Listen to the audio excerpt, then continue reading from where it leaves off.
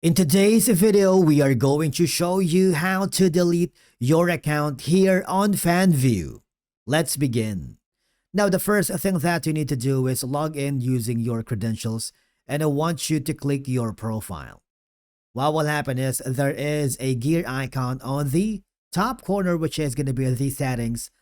If you click on it, there is an option here on the left side that says account. If you click that, scroll down until you find the option that says delete my account. Okay? Now, as you can see, there is a small warning that before deleting your account, make sure to withdraw any funds and save any important data you might need. Because once your account is deleted, all data is gone and it cannot be restored. Okay?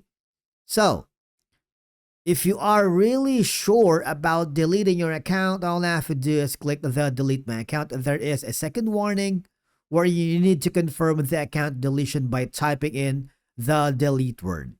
It's super simple, and click the confirm button. What will happen is Fanvue will give email that you are trying to delete your account. Okay?